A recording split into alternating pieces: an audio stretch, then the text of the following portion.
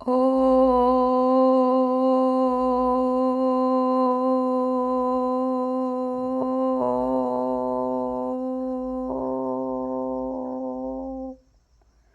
শান্তি। 23-3-2024। প্রাত মুরলি। ওম শান্তি। বাপদাদা মধুবন। আজকের বাপদাদার অমূল্য মহাবাক্য হলো, মিষ্টি বাচ্চারা যেমন বাবা আর দাদা দুজনেই নিরহংকারী, নিষ্কাম সেবা করেন, নিজের কোনো লোভ নেই। বাচ্চারা তোমরাও এমনই বাবার সমান হও। তো বাবার সমান অর্থাৎ নিষ্কাম সেবা আর কোনো লোভ থাকবে না, বাপ সমান হতে হবে। বাবা যেমন আর দাদা যেমন দুজনেই নিরহংকারী, নিষ্কাম আর কোনো লোভ নেই, তো বাপ সমান হতে হবে। প্রশ্ন, দীননাথ বাবা গরিব বাচ্চাদের ভাগ্য কিসের আধারে উচ্চ বানান? উত্তর, বাবা বলেন, বাচ্চারা ঘরে থেকে সব কিছু সামলাও, সাথে সাথে সর্বদা বুদ্ধিতে এটাই রেখো যে এই সব কিছুই থাকবে। বলছে এই সব কিছুই বাবার, ট্রাস্টি হয়ে থাকো, তবে ভাগ্য উঁচু হবে। এতে অনেক সততা চাই, সম্পূর্ণ নিশ্চয় থাকলে তবেই যজ্ঞের থেকে পালনা হতে থাকবে। বাবা কি বলছে, এতে অনেক সততা চাই, যে সব কিছু বাবার ট্রাস্টি হয়ে দেখতে হবে। বলছে সম্পূর্ণ নিশ্চয়, দৃঢ় বিশ্বাস থাকলে তবেই যজ্ঞের থেকে পালনা হতে থাকবে। ঘরেও ট্রাস্টি হয়ে শিব বাবার ভান্ডারা থেকেই খাই, বাবাকে সব সত্য বলতে হবে। ওম শান্তি। ভক্তি মার্গের সৎসঙ্গের থেকে এই জ্ঞান মার্গের সৎসঙ্গ বিচিত্র। তোমাদের ভক্তির অনুভব তো রয়েছে, জানো যে বলছে অনেক অনেক সাধু সন্ত রয়েছে যারা ভক্তি মার্গের শাস্ত্র ইত্যাদি শোনায়। এখানে তো সম্পূর্ণ এর থেকে আলাদা। এখানে তোমরা কার সামনে বসে রয়েছো? ডবল বাবা আর মা। কি বলছে? ডবল বাবা আর মা। ওখানে তো এমন হয় না। তোমরা জানো এখানে তো অসীম জগতের পিতা রয়েছেন, মাম্মাও রয়েছেন, ছোট মাম্মাও রয়েছেন। অসীম জগতের পিতা শিব বাবা, মাম্মা হচ্ছে ব্রহ্মা, আর ছোট মাম্মা হচ্ছে জগদম্বা মাম্মাকে বলছে। তো এত সব সম্বন্ধ হয়ে যায়, ওখানে তো এমন কোনো সম্বন্ধ নেই। বাবা মাম্মা এনারা কারোর ফলোয়ার্স নয়, ওটা হলো নিবৃত্তি মার্গ। ওদের ধর্মই আলাদা, তোমাদের ধর্মও আলাদা, রাত দিনের প্রভেদ। এটাও তোমরা জানো যে লৌকিক পিতার কাছ থেকে এক জন্মের জন্য অল্প কালের ক্ষণভঙ্গুর সুখ পাওয়া যায়, আবার নতুন পিতা নতুন বিষয়, পরজন্মে নতুন পিতা নতুন বিষয়। এখানে তো লৌকিকও রয়েছেন, পারলৌকিকও রয়েছেন, আবার অলৌকিকও রয়েছেন। তো লৌকিক পিতা দেহের পিতাকে বলে, পারলৌকিক পিতা অর্থাৎ শিব বাবাকে বলে, আর অলৌকিক পিতা হচ্ছে ব্রহ্মা বাবাকে বলে। লৌকিকের কাছ থেকে উত্তরাধিকারী সূত্রে সম্পদ পাওয়া যায়, আর পারলৌকিকের কাছ থেকে পারলৌকিকের কাছ থেকে উত্তরাধিকারী সূত্রে অবিনাশী সম্পদ পাওয়া যায়। বাকি এই অলৌকিক পিতা হলেন ওয়ান্ডারফুল, এনার থেকে কোনো উত্তরাধিকার আশীর্বাদ পাওয়া যায় না। হ্যাঁ, এনার দ্বারা শিব বাবা অবিনাশী সম্পদ দেন। ভাই সেই পরলৌকিক পিতাকে অনেক স্মরণ করে। বলছে শিব বাবা অবিনাশী সম্পদ দেন, তাই সেই পারলৌকিক পিতাকে অনেক স্মরণ করা হয়। লৌকিকেও স্মরণ করে, কিন্তু এই অলৌকিক ব্রহ্মা বাবাকে কেউ স্মরণ করে না। তোমরা জানো যে ইনি হলেন প্রজাপিতা, ইনি কোনো একজনের পিতা নন। প্রজাপিতা অর্থাৎ গ্রেট গ্রেট গ্র্যান্ডফাদার। শিব বাবাকে গ্রেট গ্রেট গ্র্যান্ডফাদার বলা হয় না। লৌকিক সম্বন্ধে লৌকিক ফাদার আর গ্র্যান্ডফাদার পিতামহ হয়। ইনি ব্রহ্মা বাবা হলেন গ্রেট গ্রেট গ্রেট গ্র্যান্ডফাদার। তার থেকে অবিনাশী উত্তরাধিকারী পাওয়া যায়। এই সব কথা বাবা বসে বোঝান। ভক্তি মার্গের তো কথাই আলাদা, ড্রামায় সেই পার্টও রয়েছে যা পুনরায় চলতে থাকবে। বাবা বলে দেন যে তোমরা কিভাবে 84 জন্ম নিয়েছো, 84 লক্ষ নয়। বাবা এসে এখন সমগ্র দুনিয়া আর আমাদেরকে রাইটিয়ার্স বানান, অর্থাৎ নিষ্কলুষ বানান। এই সময় কেউ ধর্মাত্মা হতে পারে না। পুণ্য আত্মাদের দুনিয়া আলাদা। যেখানে পাপ আত্মারা থাকে সেখানে পুণ্য আত্মারা থাকে না। তো এখানে পাপ আত্মারা পাপী আত্মাদের দান পুণ্য করে। বলছে এখানে পাপ আত্মারা পাপী আত্মাদেরই দান পুণ্য করে। তো পুণ্য আত্মাদের দুনিয়া দান পুণ্য ইত্যাদি করার, বলছে পুণ্য আত্মাদের দুনিয়ায় দান পুণ্য ইত্যাদি করার কোনো প্রয়োজন নেই। সবাই যদি পুণ্য আত্মা হয় তাহলে দান পুণ্য কী কারণে করবে? তো পুণ্য অর্থেই পাপীরা দান পুণ্য করে, কিন্তু পুণ্য আত্মাদের দুনিয়া দান পুণ্য করার কোনো দরকার নেই।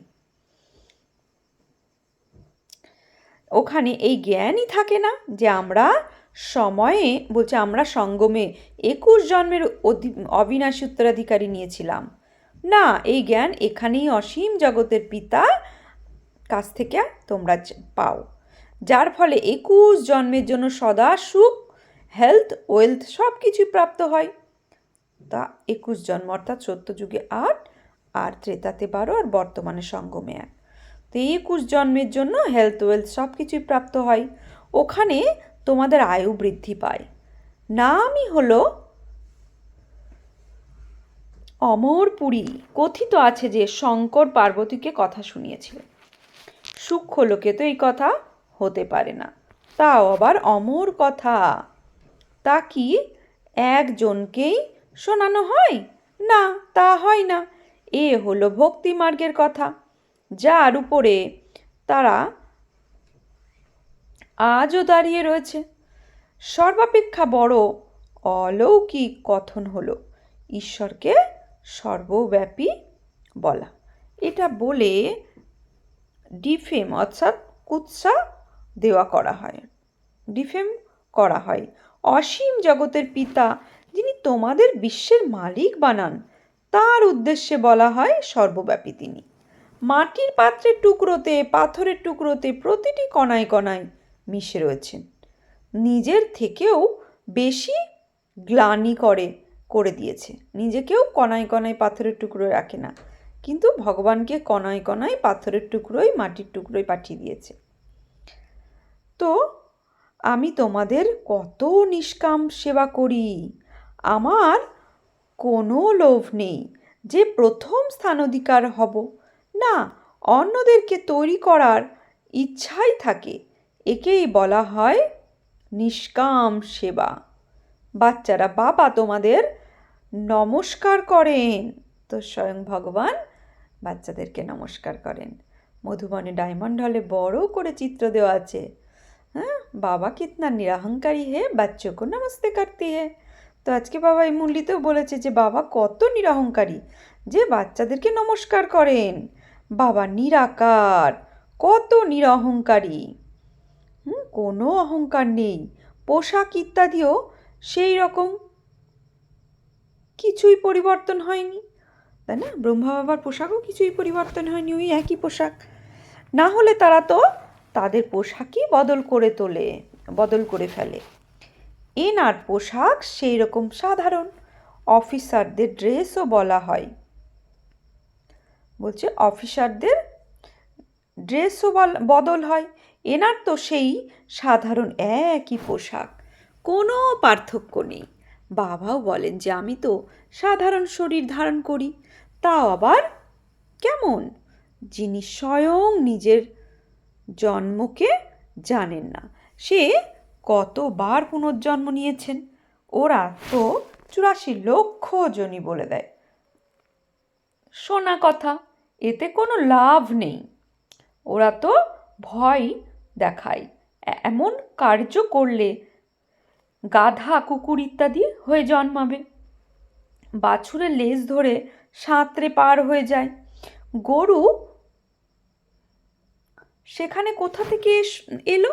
স্বর্গের গরুই আলাদা রকমের হয়, সেখানকার গরু ফার্স্ট ক্লাস হয়। যেমন তোমরা 100% সম্পূর্ণ হবে, তেমনি গরুও ফার্স্ট ক্লাস হবে। কৃষ্ণ কখনো গো পালন করতো না। ওনার গো পালনের কি প্রয়োজন? সেখানকার সৌন্দর্য সে বলছে দেখানোর জন্য এমন দেখিয়েছে। এছাড়া এমন নয় যে কৃষ্ণ গো পালন করত, কৃষ্ণকে গোয়ালা বানিয়ে দিয়েছে। কোথায় সর্বগুণ সম্পন্ন সত্যযুগের ফার্স্ট প্রিন্স, আর কোথায় গোয়ালা? তো তার মহিমা কোথায় নিয়ে এসেছে? কিছুই বোঝে না, কারণ দেবতা ধর্ম তো এখন শাস্ত্রে নেই। বাবা বলেন, বাচ্চারা, এই জ্ঞান আমি তোমাদেরকে দিই বিশ্বের মালিক বানানোর জন্য। কিসের জন্য দেন বাবা এই জ্ঞান? বাবা আমাদের দেন বিশ্বের মালিক বানানোর জন্য। মালিক হয়ে গেলে তখন আর এই জ্ঞানের প্রয়োজন থাকে না। জ্ঞান সর্বদা অজ্ঞানীদের দেওয়া হয়ে থাকে। গায়নও রয়েছে, জ্ঞান সূর্য প্রকট হয়েছে, অজ্ঞান অন্ধকারের বিনাশ। এখন শুধু বাচ্চারাই জানে যে সমগ্র দুনিয়া এখন অন্ধকারে রয়েছে, অর্থাৎ অজ্ঞান অন্ধকারে রয়েছে। কত কত সৎসঙ্গ রয়েছে, কিন্তু এ কোনো ভক্তি মার্গের নয়, এ হলো সদ্গতি মার্গ। এখানে ভক্তি মার্গ নয়, এখানে সদ্গতি হয়। তো সেজন্য বলছে সদ্গতি মার্গ। একমাত্র বাবাই সদ্গতি করেন। শিব বাবা মহাজ্যোতি পরমধাম থেকে এসে আমাদের সদ্গতি প্রাপ্ত করান। তোমরা ভক্তি মার্গে আহ্বান করেছো যে তুমি এলে তোমার হয়ে যাব, তুমি ব্যতী দ্বিতীয় আর কেউ নেই, এই কারণ তুমি জ্ঞানের সাগর। বলছিস কে দ্বিতীয় আর কেউ নেই, কারণ তুমি জ্ঞানের সাগর, সুখের সাগর, পবিত্রতার সাগর, কেউ নেই। হ্যাঁ, এরকম তো সম্পদের সাগর, সম্পত্তিও দেয়, তাই না? ভগবান কত সম্পদ মালামাল বানিয়ে দেন। তোমরা জানো যে আমরা শিব বাবার কাছে 21 জন্মের জন্য নিজেদের ঝুলি ভরপুর করতে এসেছি, অর্থাৎ নর থেকে নারায়ণ হয়ে যাই। ভক্তি মার্গের কথা তো অনেক শুনেছ, তাতে সিঁড়ি বলছে নিম্নগামী হয়েছে, অর্থাৎ তাতে ভক্তি করে আমাদের মনস্থিতি কী হয়েছে, নিচের দিকেই নেমেছে। কেউ তো ঊর্ধ্বে আরোহণ করতে পারেনি। কল্পের আয়ুও কত লম্বা চড়া করে দেয়। ড্রামার ডিউরেশনকে অর্থাৎ সময়কালকে লক্ষবর্ষ বলে দেয়। এখন তোমরা জেনেছ যে কল্পই 5000 বর্ষের মাল, বলছে ম্যাক্সিমাম 84 জন্ম, তার মিনিমাম 1 জন্ম। তো ম্যাক্সিমাম হচ্ছে ঊর্ধ্ব থেকে ঊর্ধ্ব 84 জন্ম হয়, আর মিনিমাম হচ্ছে 1 জন্ম নেয়। তো ম্যাক্সিমাম 84 জন্ম পর পর আসতে থাকে নিরাকারী কল্পবৃক্ষ, তাই না? নম্বরের ক্রম অনুসারেই পুনরায় আসে পার্ট প্লে করতে। কিন্তু সঠিক তো এটাই যে আমরা হলাম আত্মা নিরাকারী বৃক্ষের, সেখান থেকে আমরা এখানে পার্ট প্লে করতে আসি। পরমধাম থেকে আমি আত্মা জ্যোতিবিন্দু শরীর ধারণ করে এই নাট্যমঞ্চে পার্ট প্লে করতে আসি। ওখানে সবাই পবিত্র থাকে, কিন্তু পাঠ সকলেরই আলাদা আলাদা। এ কথা বুঝতে বলছে, এ কথা বুদ্ধিতে রাখো। কল্প বৃক্ষকেও বুদ্ধিতে রাখো। সত্যযুগ থেকে কলিযুগের অন্ত পর্যন্ত কাহিনী বাবাই বলেন, এ কথা কোনো মানুষ বলেন না। দাদাও বলেন না, এ কথা কোনো মানুষ বলে না, দাদাও বলে না। সদ্গুরু একজনই, যিনি সকলের সদ্গতি করেন। বাকি আর সবাই ভক্তিমার্গের গুরু, কতই না কর্মকাণ্ড করে। ভক্তিমার্গের শো কত, এ হলো মরীচিকা মৃগতৃষ্ণা ভক্তিমার্গে। তো এতেই এমন আবদ্ধ হয়ে গেছে যে কেউ বের করে আনতে গেলে সে নিজেই সেখানে আটকে পড়ে। এও ড্রামায় ফিক্সড রয়েছে, কোনো নতুন কথা নয়। তোমাদের এক একটি মুহূর্ত যে অতিবাহিত হয়ে যায়, সে সব কিছু ড্রামায় জগতের পিতার কাছ থেকে, সে সব কিছু ড্রামায় তৈরি হয়ে রয়েছে। তোমরা জানো এখন আমরা অসীম জগতের পিতার কাছ থেকে রাজযোগ শিখে নিয়ে নর থেকে নারায়ণ হচ্ছি। কত উঁচু পদ, বিশ্বের মালিক হই। বাচ্চারা, তোমাদের তো নেশা থাকা উচিত। অসীম জগতের বাবা 5,000 বছর পরে এই ভারতে আসেন। তিনিই শান্তির সাগর, সুখের সাগর। তো এই মালিক শুধুমাত্র পারলৌকিক পিতাই। তোমরা জানো এই মহিমা সম্পূর্ণ সঠিক। সব কিছু একজনই থেকেই পাওয়া যায়। তিনিই দুঃখ হরণকারী, সুখ প্রদানকারী, যার সম্মুখে তোমরা এখন বসে রয়েছ। তোমরা নিজের সেন্টার বসে থাকলেও যোগ কোথায় লাগাবে? বুদ্ধিতে আসবে যে শিব বাবা মধুবনে রয়েছে। স্বয়ং শিব বাবা বলেন যে আমি সাধারণ বৃদ্ধের শরীরে প্রবেশ করেছি, পুনরায় ভারতকে স্বর্গ পরিণত করব। আমিও ড্রামার বন্ধনে আবদ্ধ হয়ে রয়েছি। তোমরা আমার কত গ্লানি করো, আমি তোমাদের পূজনীয় বানাই। এটাই পার্থক্য। ভগবান আমাদের পূজনীয় বানান, আমরা ভগবানের নামে কি করি? গ্লানি ছেটাই। তো তিনি আমাদের পূজনীয় বানাই। এ যেন বলছে কালকের কথা। তোমরা কত পূজা করতে, তোমাদের নিজস্ব রাজ্যভাগ্য দিয়েছি, সব হারিয়ে ফেলেছ। এখন পুনরায় তোমাদের বিশ্বের মালিক বানাচ্ছি। কখনো কারো বুদ্ধিতে এ কথা বসবে না। এনারা হলেন দেবী গুরু সম্পন্ন দেবতা। এনারা মানুষ, বলছে এনারাও মানুষ। কেউ 80-100 ফুট লম্বা তো নয়, এমনও তো নয় যে ওনাদের আয়ু বেশি। তাই ছাদ সমান বড় হবে। কলিযুগে তোমাদের আয়ু কম হয়ে যায়, বাবা এসে তোমাদের আয়ু বৃদ্ধি করে দেয়। তাই বাবা বলেন হেলথ মিনিস্টারকেও বোঝাও, বলো যে আমরা আপনাকে এমন যুক্তি বলে দেব যেন কখনো আর অসুস্থ হয়ে না পড়েন। ভগবানও বাঁচো, নিজেকে আত্মা মনে করো, করে মামেকম স্মরণ করো, তবেই তোমাদের পতি থেকে পাবন একা বলছে এভার হেলদি হয়ে যাবে। আমরা গ্যারেন্টি করছি। যোগীরা পবিত্র হয়, তাই তাদের আয়ু বেশি হয়। এখন তোমরা হলে রাজযোগী, রাজ ঋষি। এই সন্ন্যাসীরা রাজযোগ শেখাতে পারে না। তারা বলে গঙ্গা হলো পতিত পাবনী, সেখানে দান করো। বলছে গঙ্গাতে কি দান করা যায়? না, করা যায় না। মানুষ গঙ্গায় পয়সা ফেলে, পণ্ডিতেরা তা নিয়ে যায়। এখন তোমরা বাবার দ্বারা পবিত্র হচ্ছ। বাবাকে কি দাও? কিছুই না, বাবা তো দাতা। তোমরা ভক্তি মার্গের ঈশ্বরের উদ্দেশ্যে পরিবারকে, বলছে ঈশ্বরের উদ্দেশ্যে গরিবকে দান করতে, অর্থাৎ পতিতদের দিতে। তোমরাও পতিত, যারা নিচ্ছে তারাও পতিত। এখন তোমরা পবিত্র হচ্ছ, তারা পতিত, তো পতিতকে দান করে। কুমারী যারা প্রথমে পবিত্র হয় তাদেরকে দান করা হয়। তো বলছে নতমস্তক হয়, খাওয়ার দক্ষিণাও দেয়। বিবাহের পর সব নষ্ট হয়ে যায়। ড্রামায় ফিক্সড রয়েছে, আবারও রিপিট হবে।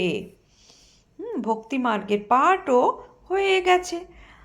আর সত্যযুগের সমাচারও ভক্তি মার্গের বলছে সত্যযুগের সমাচারও বাবা বলেন। বাচ্চারা এখন তোমরা বুঝতে পেরেছ, প্রথমে অবোধ ছিলে। শাস্ত্রে তো ভক্তি মার্গের কথা রয়েছে, এর দ্বারা আমাকে কেউ পায় না, ভক্তির করে আমাকে কেউ পায় না।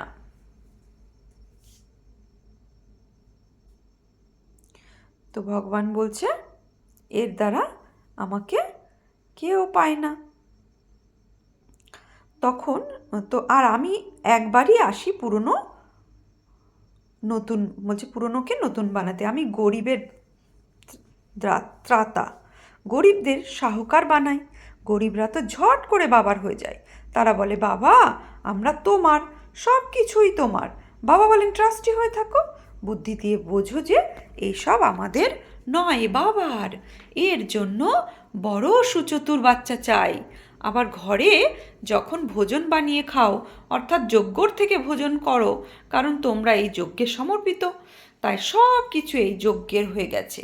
ঘরেও কি যদি ট্রাস্টি হয়ে থাকো তবে শিব বাবার ভান্ডারা থেকে খাও, কিন্তু সম্পূর্ণ নিশ্চয়তা চাই। বিশ্বাসের দৃঢ়তার যদি গড়বড় হয় তবে যেমন হরিশ্চন্দ্রের উদাহরণ রয়েছে, বাবাকে তো সব কিছুই বলতে হবে। আমি হলাম দীনবন্ধু। তো গীত অবশেষে সেই দিন এসেছে আজ, অর্থাৎ আখির দিন আগে আজ। আধাকল্প ভক্তিতে স্মরণ করে শেষে এখন পেয়েছে। এখন জ্ঞান জিন্দাবাদ হবে। অবশ্যই সত্য যুগ আসবে।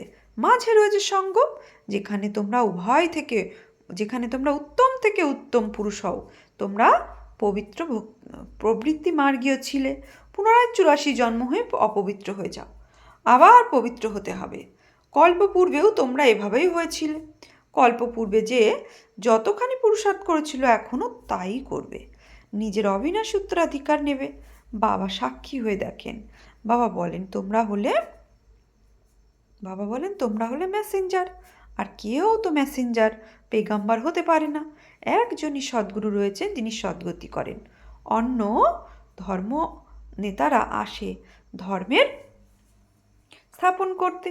তাহলে গুরু হলো কিভাবে? আমিই তো সকলকে সদ্গতি প্রদান করি। আচ্ছা, মিষ্টি মিষ্টি হারানিধি বাচ্চাদের প্রতি মাত পিতা বাপদাদের স্মরণে স্নেহ সুমন আর সুপ্রভাত। আত্মাদের পিতা তার আত্মারূপী বাচ্চাদের জানাচ্ছে নমস্কার। আমরা আত্মারূপী বাচ্চারা আত্মারূপী বাপদাদাকে জানাচ্ছি নমস্কার, সুপ্রভাত, ধন্যবাদ। ধারণার জন্য মুখ্য সার: সদাই নেশাতে থাকতে হবে যে শান্তি, সুখ, সম্পত্তির সাগর বাবাকে আমরা পেয়েছি। আমরা সব কিছু একজনের থেকেই পাই। এখন বাবার সম্মুখে আমরা বসে রয়েছি, তিনি আমাদের পড়াচ্ছেন। 2, নিজের অহংকার ছেড়ে বাবার সমান নিষ্কাম সেবা করতে হবে, নিরহংকারী হয়ে থাকতে হবে।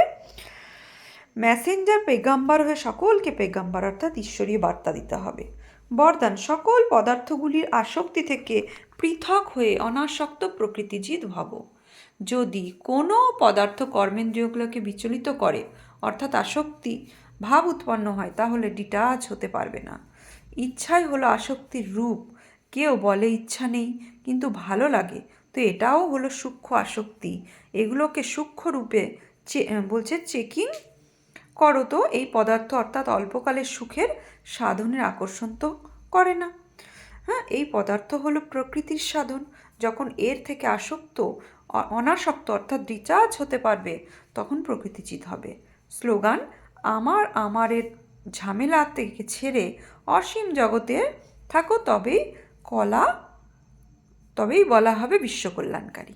তো আজকে সমান নেব আমি প্রকৃতির জিত আত্মা বা বিশ্বকল্যাণকারী আত্মা। ওম শান্তি।